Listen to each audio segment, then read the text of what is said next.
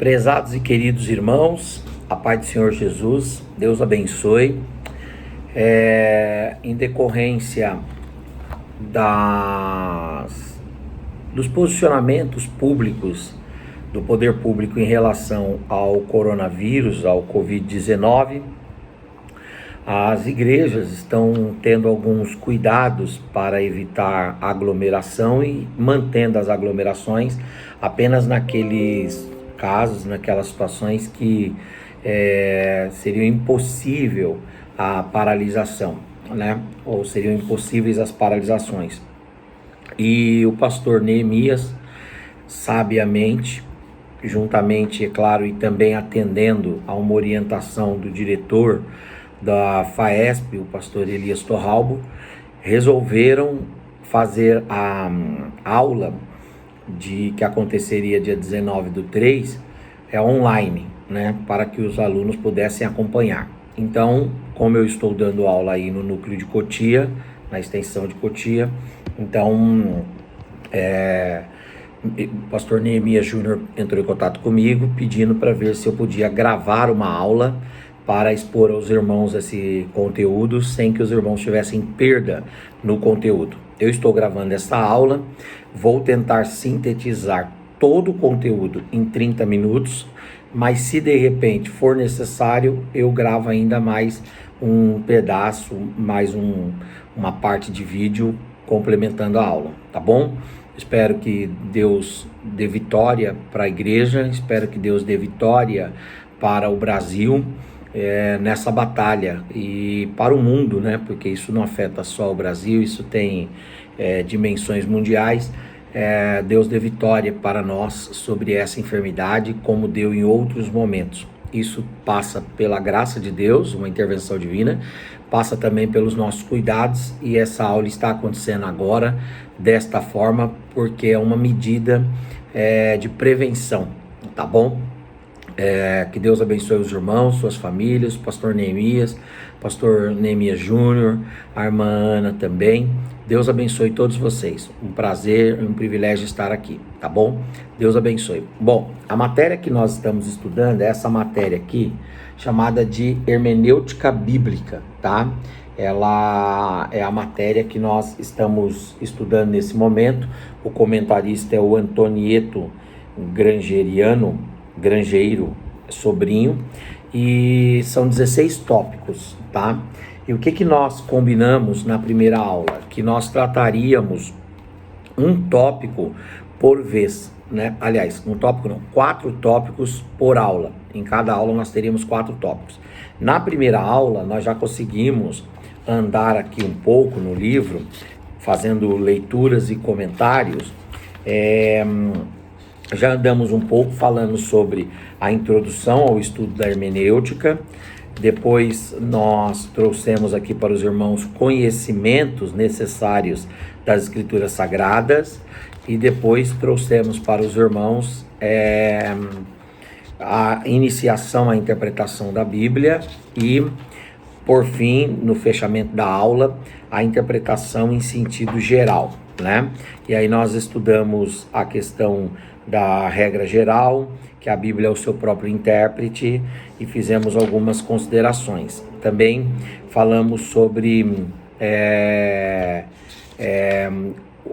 os vocábulos, e eu queria começar a partir dele hoje, a partir da página 26. A partir da página 26 diz assim: vocabulário. A Escritura Sagrada apresenta expressões próprias de seus escritores e de seu autor. É muito interessante levar em consideração isso. Quer dizer, há uma regra na hermenêutica que diz que a Bíblia interpreta a própria Bíblia. Ok. E há uma outra questão que deve ser levada em consideração, que é a questão do vocabulário utilizado na Bíblia. A Bíblia, ela utiliza expressões próprias dos seus escritores ou do seu autor. Ou seja, quando você vai ler a Bíblia, você deve levar em consideração a pessoa que está escrevendo, o ano que ela está vivendo, a cidade, a região de Israel ou de fora do país de Israel que ela está vivendo. E você deve levar também em consideração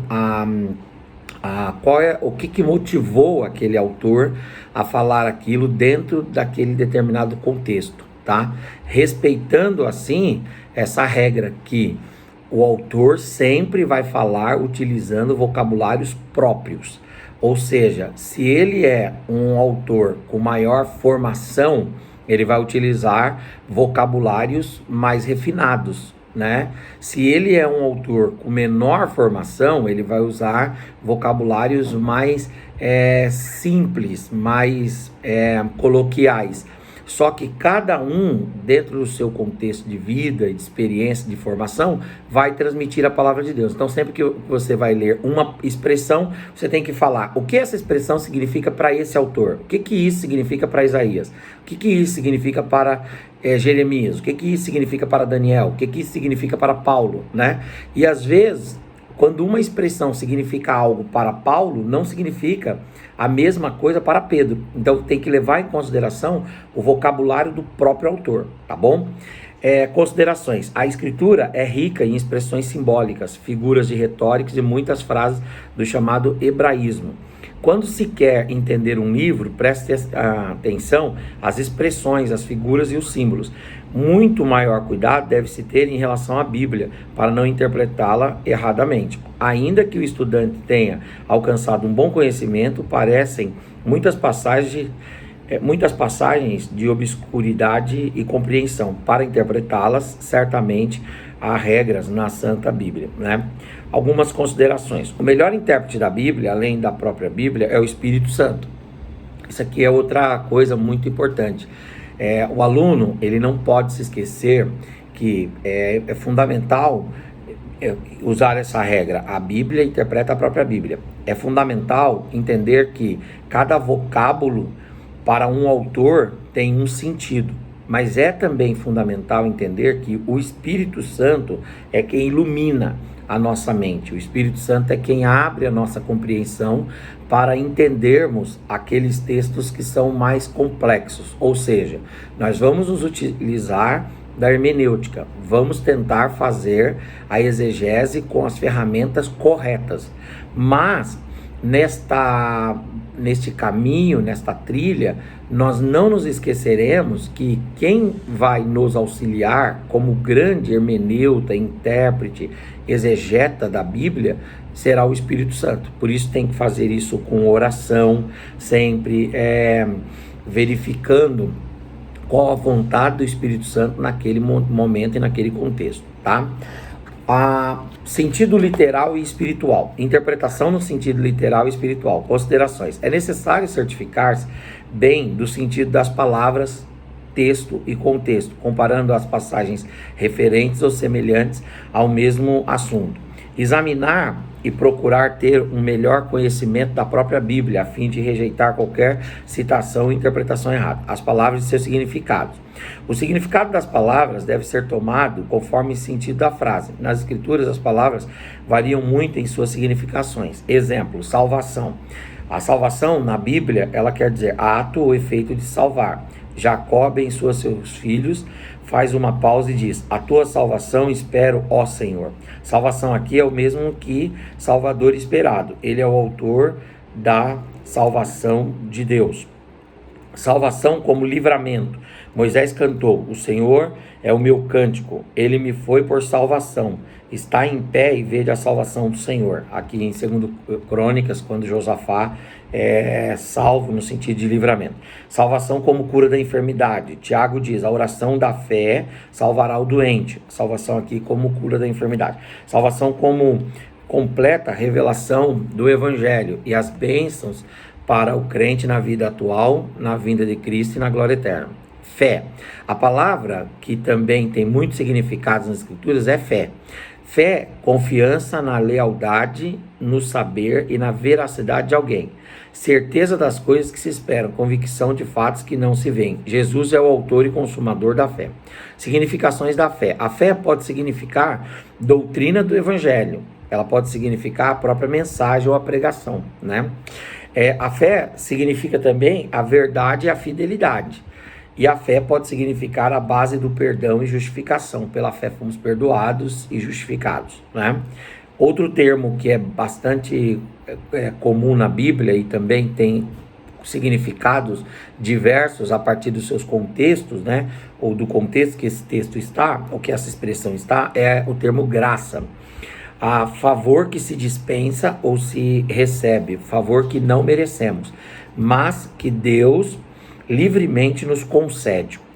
Algumas considerações. Graça como prova do propósito divino da redenção e revelação. Noé, porém, achou graça aos olhos do Senhor. Graça como justificação, justificados pela graça gratuitamente. Graça como força e santidade. A minha graça te basta. Pela graça de Deus, sou o que sou, e sua graça para comigo não foi em vão. Mas a graça de Deus é o que temos vivido, disse Paulo, né? Graça como palavra do Evangelho, a palavra da sua graça, o Evangelho da graça de Deus. Graça como doutrina do Evangelho, é bom que o coração se fortifique na graça. Graça como salvação e glória eterna, da graça que nos foi dada, a graça que se vos ofereceu na revelação de Jesus Cristo, né? Salvação, fé e graça apresentam-se ainda na Bíblia como muitos outros significados e possibilidades e interpretações. Há passagens, frases e palavras das Escrituras cujo sentido não entendemos bem. Para encontrarmos o sentido certo, temos que interpretar o texto de conformidade com o contexto, o que estudaremos nos próximos capítulos, tá? Então, é muito importante nós termos em mente que a Bíblia interpreta a própria Bíblia. É muito importante termos em mente que o Espírito Santo, ele é o intérprete, o hermeneuta da Bíblia, tá? E é muito importante também que quando nós formos estudar a Bíblia, nós devemos analisar as palavras que contém o texto, ou que estão presentes no texto. E estas palavras, elas devem ser levadas em consideração a partir do autor, porque cada autor vai dar um significado para aquela palavra, entende? E nem sempre uma palavra que é dita em um contexto, por um autor, ela tem o mesmo sentido, a mesma mensagem, o mesmo significado em outro contexto para outro autor, tá bom? Então é preciso analisar quem é o autor, aonde que ele está geograficamente, aonde que ele está no tempo, para quem que ele está escrevendo, né? O que significaria essa expressão para aquele povo daquela época. E depois tem a aplicação prática para nós hoje, tá? Para a igreja, para a humanidade, para os homens hoje. Desculpem. Uma outra coisa é que dentro do vocábulo, ou seja, a expressão, ela tem que ser estudada a partir do autor, né? Mas tem uma outra questão também, é que as palavras, às vezes, elas vão ter sentidos literais, ou seja, aquela expressão vai dizer respeito a uma coisa que é literal, que é seca, que é ipsis literis, né? Que é basilar, elementar. Aquilo que se vê é o que é, literal. Mas tem hora que essa palavra, ela vai ter uma designação alegórica, uma designação simbólica, e que ela não vai representar exatamente o que ela está trazendo ali. A palavra será utilizada, mas o significado dela não será o significado mais básico, mais literal, e sim um significado alegórico, um significado simbólico e assim sucessivamente, tá? Uma outra coisa é que a mesma palavra, ela pode ter polissemias. O que quer dizer essas polissemias? Quer dizer o seguinte: uma palavra, ela pode ter um sentido num texto e outro em outro. Por exemplo, a questão da salvação. Nós vimos aqui várias vezes e vários contextos que a salvação pode ser utilizada.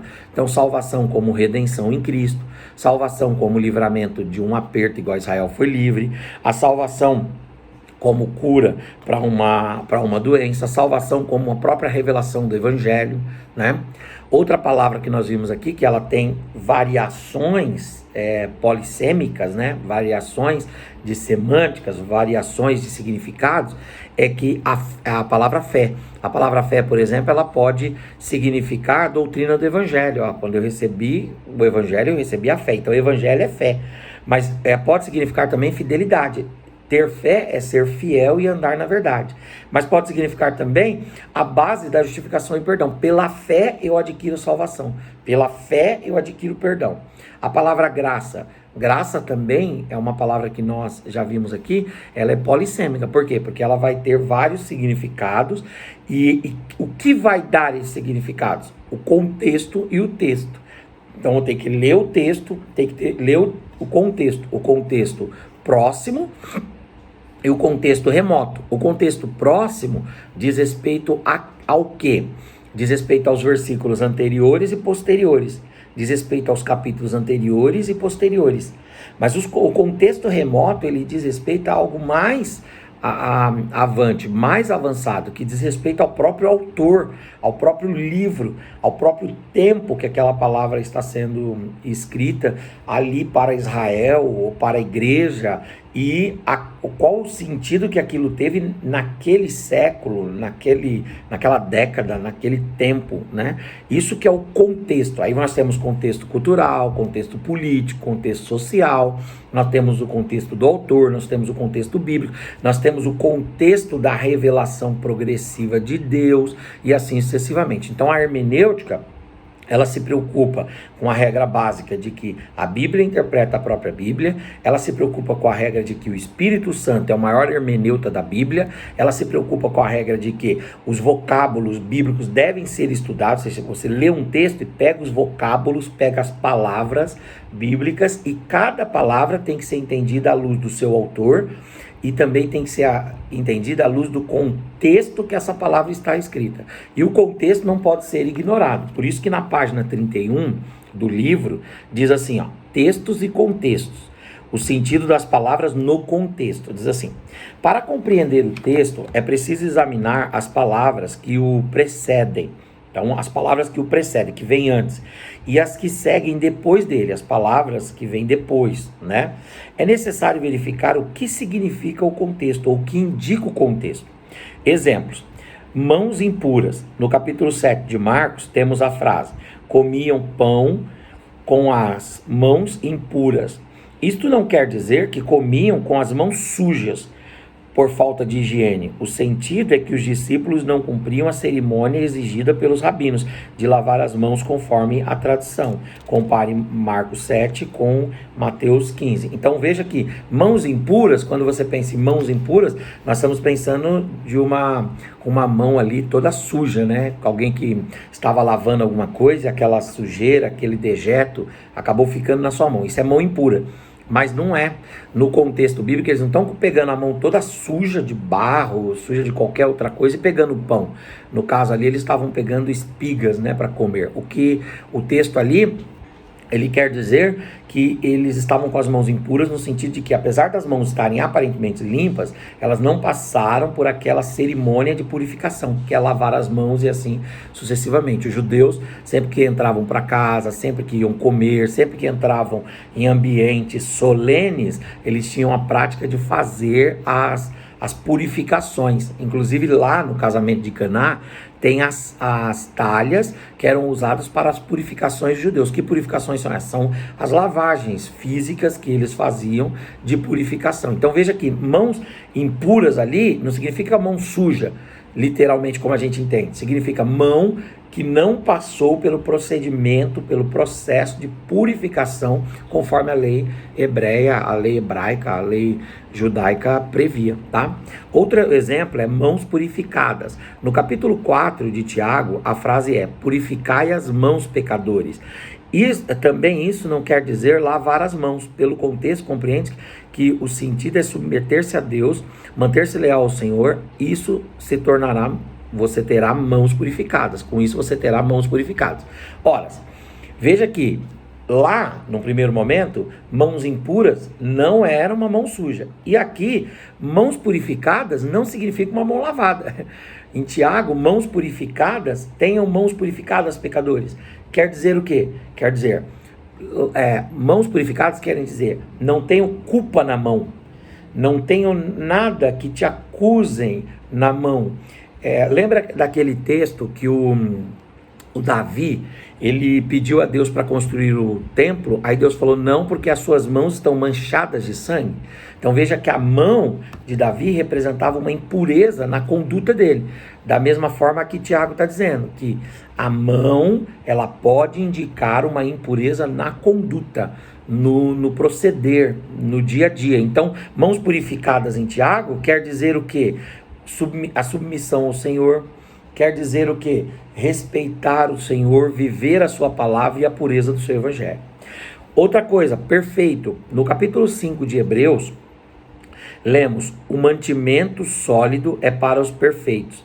Sabemos que pelo contexto, que perfeito aqui significa apropriar-se de um claro e verdadeiro conhecimento da verdade divina. Veja que interessante, Hebreus 5,14. Mantimento sólido é para os perfeitos. O que é mantimento aqui? Não é comida, não é arroz, feijão, salada e macarrão.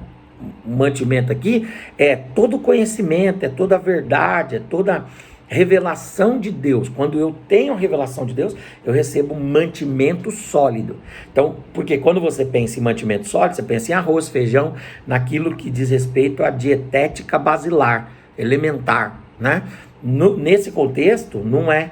No contexto, o mantimento forte aqui quer dizer o quê? Quer dizer o alimento que a palavra, o alimento que a revelação de Deus traz para a alma, tá? Perfeito, Tiago 1,4, significa completo na maneira de viver. No Antigo Testamento, perfeição aparece sempre como símbolo de retidão, de sinceridade, de integridade, inteireza de ser, de entrega real do Senhor, de verdade e assim sucessivamente. Então, vejam isso que é interessante, que a hermenêutica, ela vai ter a regra de que a Bíblia interpreta a Bíblia, de que o Espírito Santo é o grande hermeneuta, de que os vocábulos devem ser estudados à luz do seu autor e também entendendo que cada vocábulo pode ter um sentido a partir do seu contexto, ok? Aí, ora, se é a partir do contexto, então eu tenho que entender o que é contexto. O que é contexto?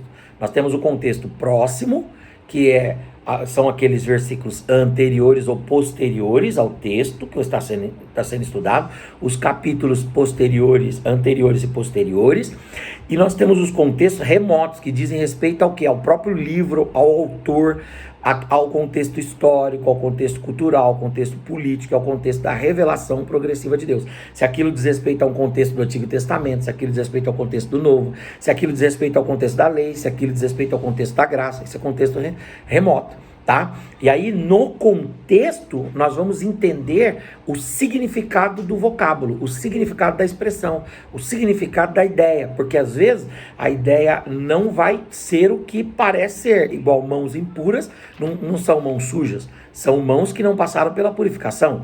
Mãos purificadas não são mãos lavadas, são mãos que denotam uma conduta, um proceder justo.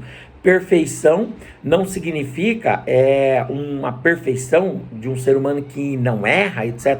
Mas sim de uma perfeição no sentido de que aquele ser humano, ele vive a vontade de Deus, ele pleiteia, ele luta pela vontade de Deus. Igual Deus falou lá para Jeremias, em Gênesis 17, anda na minha presença e ser perfeito. Ora, como que nós teremos essa perfeição idealizada pela palavra de Deus na nossa vida terrena? Impossível. Enquanto tabernacularmos essa carne, esse corpo corruptível, vamos estar no corpo do pecado e vamos cometer pecados. Daí, não é possível termos a perfeição plena. A perfeição plena somente virá quando ficarmos livres do corpo do pecado, uma vez que nós teremos nossos corpos transformados. Aqueles que morrerem ressuscitarão no Senhor, e aqueles que estiverem vivos terão os corpos transformados. Aí sim alcançaremos a perfeição. Então, o que significa aquela perfeição que o Senhor falou para Abraão? Anda na minha presença e ser perfeito. Significa, anda na minha presença e lute contra os vícios, revista-se de virtudes e conduza-se dentro da palavra e da vontade de Deus, ok? Então esta é a análise que nós devemos fazer até aqui, que o contexto vai indicar o significado e o sentido. Palavras com sentido contrário. Às vezes, o significado é precisamente o oposto ao sentido ou ideia apresentadas. Por exemplo, vejamos as expressões: vai e serás próspero, 1 Reis 22:15. Levanta e vai, 1 Reis 22:17. Andai e clamai aos deuses, Juízes 10. O verdadeiro sentido dessas palavras é o inverso, pois se alguém as cumprisse literalmente, sofreria as consequências de não observar o que antes for esclarecido. Então, eu diria até que isso tem a ver um pouco com a ironia, que é uma outra figura que nós devemos levar. Às vezes, o profeta, às vezes o autor bíblico, ele indica uma ironia, como por exemplo, levanta e vai. Ora, aqui está uma ameaça. Por exemplo, andai e clamai aos deuses. Vão lá e clamem aos deuses. Quando o profeta fala para Israel, clame aos deuses pagãos, ele não está falando, vai lá e clama. Ele está dizendo, não faça isso. Entende? Aqui ele está com uma ironia, igual Elias, que fala assim, olha, clame mais alto, supliquem mais alto. Elias não está mandando suplicar, Elias está mandando o contrário. Então, às vezes, a palavra, dentro do contexto, ela vai indicar não que ela diria numa literalidade, mas ela vai indicar exatamente uma ironia, que é uma figura de linguagem. A ironia, ela é um meio de comunicação. Às vezes você diz assim, tá certo sim, mas não tá certo. Você só disse tá certo sim que você está, na verdade, ironizando, né? Pode fazer isso sim, como você quer. Então, quando você fala isso, você está ironizando. A Bíblia também, ela tem essas ironias. E isso deve ser levado em consideração. Outro ponto importante aqui é o seguinte, a interpretação do texto pelo contexto bíblico. Qualquer expressão de sentido natural ou figurado deve ser submetida ao contexto geral da Bíblia. Exemplos: o Deus Trino não revela qualquer ensino ou doutrina que não possa compreender. Essa é uma análise que a gente deve fazer, por exemplo, com base em Deuteronômio 29:29. As coisas reveladas são para Deus, são para os homens, e as ocultas são para Deus. Ora, tudo que está na Bíblia tem que ser interpretado à luz do contexto bíblico, porque se eu ficar só com Deuteronômio 29:29, então eu vou ficar cheio de mistérios, e eu vou dizer assim, não é possível compreender isso, porque as coisas reveladas são para os homens e as ocultas são para Deus. Não, eu não posso interpretar Deuteronômio 29 só a partir desse texto. Eu preciso fazer uma interpretação sistemática. É a chamada hermenêutica sistemática e teleológica, né? Que estuda o sistema bíblico de todos os versículos e capítulos e livros, testamentos e autores, e a revelação progressiva de Deus, também utilizando-me do contexto teleológico, quer dizer, qual é a finalidade, tá? A teleologia é o estudo da finalidade, então eu preciso estudar também a finalidade do texto, tá bom? Saber sobre a doutrina da justificação da fé, lemos, a saber, a justificação que vem de Deus pela fé. Mas essa doutrina é explanada pelo contexto e por muitas outras passagens, então eu não posso interpretar a justificação pela fé pura e simplesmente a partir de Romanos 3:22. Não que a justificação não seja pela fé. Justificados, pois, pela fé, temos paz com Deus por meio de nosso Senhor e Salvador Jesus Cristo. Já dizia Paulo em Romanos 5:1. A justificação é pela fé, mas eu preciso ter essa justificação pela fé entendida não com base apenas num texto, mas com base em todo o contexto, em toda a estrutura, em toda a sistemática bíblica dentro da doutrina da justificação, tá? A doutrina da ressurreição. O autor aos Hebreus, referindo-se a doutrinas diversas, inclui da ressurreição, que é comprovada nas diversas passagens, anunciar Jesus e a ressurreição, ressuscitou para a nossa justificação, seremos semelhantes na sua ressurreição. Outra coisa, a doutrina da ressurreição, ela não pode ser interpretada apenas à luz de um texto, ela precisa também ser interpretada à luz do sistema. Para uma interpretação verdadeira de um ensino ou doutrina, muitas vezes temos que recorrer ao ensino da Bíblia toda, ok? Isso é analisar o contexto. Então, eu sempre recapitulo, eu faço isso de forma reiterada, que é para o aluno entender a importância de reprisar, porque por meio do reprise, por meio da reiteração, por meio da reincidência, é que nós fixamos aprendizados, entendeu? Nós aprendemos por meio do reprise, nós aprendemos por meio do aprendizado, tá bom? Então vamos lá. A hermenêutica, ela traz um princípio, a Bíblia é interpretada pela Bíblia. A hermenêutica traz que o Espírito Santo é o maior intérprete das Escrituras. Por isso eu preciso pedir a Deus para que ilumine a minha mente, o meu coração e me faça compreender as Escrituras.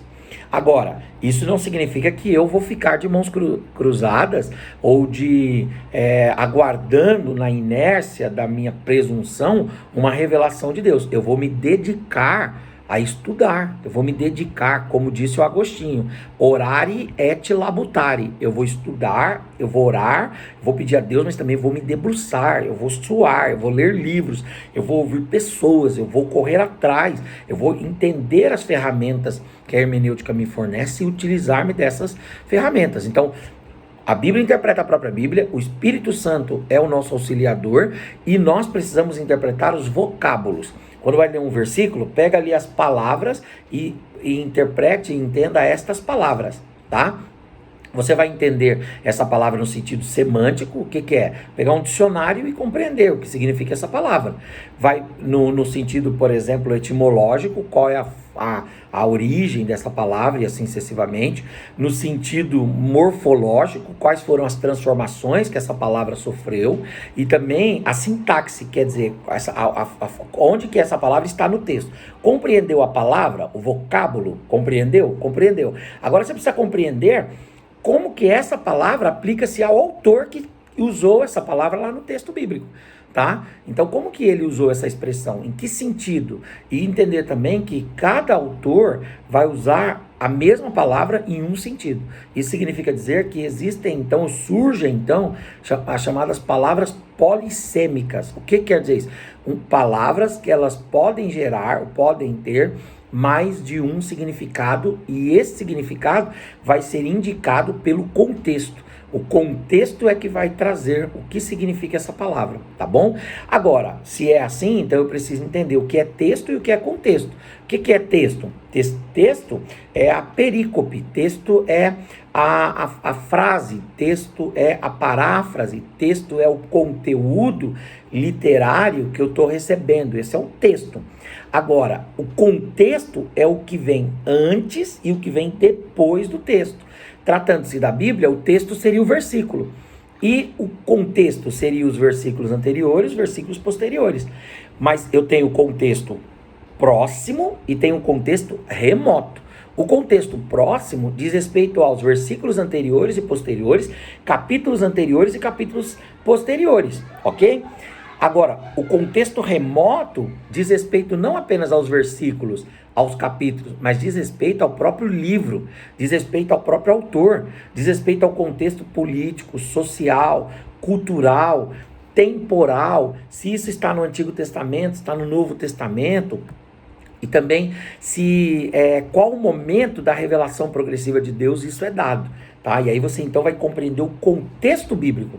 Compreendido o contexto bíblico, você vai ter um melhor entendimento do texto e também do significado daquelas expressões vocálicas que estão contidas naquele texto, naquele versículo, ok? Feito isso, entendendo isso, agora nós temos que avançar um pouco. Por quê? Porque nós vamos agora para a página 35, a lição de número 6, interpretarmos, ou melhor, nos debruçarmos um pouco sobre a questão da interpretação da linguagem figurada, que é uma interpretação, que é uma linguagem utilizada na Bíblia. A Bíblia utiliza-se de figuras de linguagem, e eu quero falar com os irmãos sobre isso aí. A importância da linguagem figurada. A linguagem figurada nas Escrituras é muito variada. É de suma importância estudá-la para interpretar as figuras corretamente. Considerações. Os povos antigos usaram bastante analogia, comparação das coisas espirituais com materiais, explicando assim fatos espirituais com símbolos materiais. Então, isso não é da Bíblia só. A alegoria, a analogia, o simbolismo, a linguagem figurada, ela vai surgir lá no mundo helênico, com Heráclito. Ela vai depois vir para o Egito através de Filo, e depois ela vai surgir na igreja através de Orígenes, e por sua vez Agostinho vai tomar essa figura de linguagem e será sempre utilizada tanto no meio hebreu, quanto no meio cristão, quanto no meio secular, a figura de linguagem como uma forma de retórica, uma forma de fala, uma forma de comunicação, tá? E isso remonta a tempos imemoriais, milenares, tá? Se você for olhar, por exemplo, contextos do Extremo Oriente, dos Sumérios, dos Incas, dos Astecas, você vai encontrar esses povos utilizando não apenas a literalidade, mas também o simbolismo como figura de linguagem, tá? Deus sabe da nossa dificuldade em compreender as coisas celestes e por isso nos proporciona a compreensão delas pelas coisas que estão ao nosso alcance. Deus apresenta-se nas escrituras através da linguagem humana, compreensível à mente humana, mas esta linguagem nos dá apenas uma pálida imagem daquilo que realmente ele é, pela sua grandeza, sabedoria e pureza. É importante lembrar que quando você vem e analisa essa questão da figura de linguagem que é utilizada na Bíblia, a analogia, a alegoria, o simbolismo, você tem que compreender primeiro em relação a Deus. Deus, ele é um ser transcendental. Deus é um ser inimaginável, incompreensível, ininteligível. Foi daqui a pouco vai vir o nome do pai da igreja que falou lá essa expressão que depois o Eusébio de Cesareia ele guardou, que ele diz o seguinte: eu creio porque Deus é absurdo. Se Deus não fosse absurdo, eu o compreenderia. Então, como eu não posso compreender, eu apenas posso crer. Então, eu creio porque Deus é absurdo. O que quer dizer isso? Quer dizer que Deus é inimaginável, Deus é soberano, Deus é inigualável, incompreensível, incomensurável, indescritível, indecifrável, né? Então, essa é a grandeza de Deus. Agora, esse Deus que é indescritível, ele vai se revelar para seres humanos que só entendem aquilo que está dentro do tempo e do espaço. Então Deus mesmo vai se utilizar de figuras de linguagens para se revelar. E quando Deus está se utilizando dessa figura de linguagem, tecnicamente esse ato de Deus de revelar-se ao homem, mesmo ele sendo transcendente, de uma forma que o homem compreenda, quando Deus está fazendo isso, ele está utilizando um mecanismo chamado de antropomorfismo. O que quer dizer esse antropomorfismo? Antropós, homem, morfismo de metamorfose, assumindo a forma, assumindo o modelo, assumindo o tipo, assumindo a estrutura que o homem tem. Então, por exemplo, o que o homem compreende. O homem, ele não pode compreender a eternidade, a onipotência, a onisciência, a autoexistência de Deus. Ele não pode. Mas aí Deus, então, para exemplificar, Deus, então, para fazer o homem compreender, se manifesta numa linguagem que o homem pode entender. Por exemplo, Deus, eu vos falei madrugando e falando. Ora, essa ideia de eu vos falei madrugando e falando, lá de Jeremias 17 e 13, como Deus madruga se Deus não dorme? Deus não dorme, então não tem madrugada para ele, né? A própria ideia de falar diz respeito à boca, diz respeito a um conjunto idiomático, a uma estrutura gramatical. Deus, ele é transcendente, ele não precisa falar através da boca, ele não precisa falar através dos sentidos. Deus, ele fala no coração e ele comunica a mensagem dele. Por que ele utiliza então essa figura de que ele está falando? Porque é a forma como nós entendemos que podemos receber uma comunicação, é através da fala, né? Descerei, essa expressão descer, como que Deus pode descer, sendo que não há nenhum tipo de limitação no espaço para ele? Ele está em todo lugar, então ele não pode descer. Por exemplo, quando fala de esconder o rosto de nós, Deus tem rosto? Deus é informe? Deus, ele não tem forma, né? Ele não pode ser informado, né? Informado, é informado. Deus não pode ser submetido a uma concha, a uma forma, a uma redoma. Não. Então, quando Deus usa essa expressão, por exemplo, igual Moisés viu as costas de Deus. Que costas? Deus não tem costas, né? Por exemplo, as tábuas da lei foram escritas com o dedo de Deus. Por exemplo, o salmista diz que Deus assentou no querubim. Assentar é um ato que é humano. Eu estou assentado aqui agora, né, para falar com vocês. E esse ato é humano, não é divino. Deus não precisa sentar, porque Deus não tem a limitação física, Deus não tem o cansaço, a exaustão, etc, etc. Então Deus, quando fala que ele está assentado, ou se assenta num querubim e voa. Ora, para que Deus precisa sentar num querubim e voar, sendo que ele está aqui?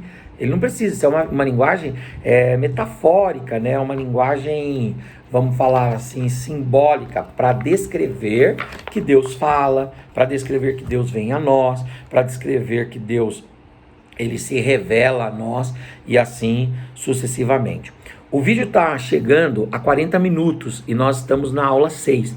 Então agora chegamos exatamente no limite do nosso tempo que a gente poderia suportar. O que eu vou fazer? Eu vou então falar a aula 7 e 8 no próximo vídeo. Um grande abraço, Deus abençoe.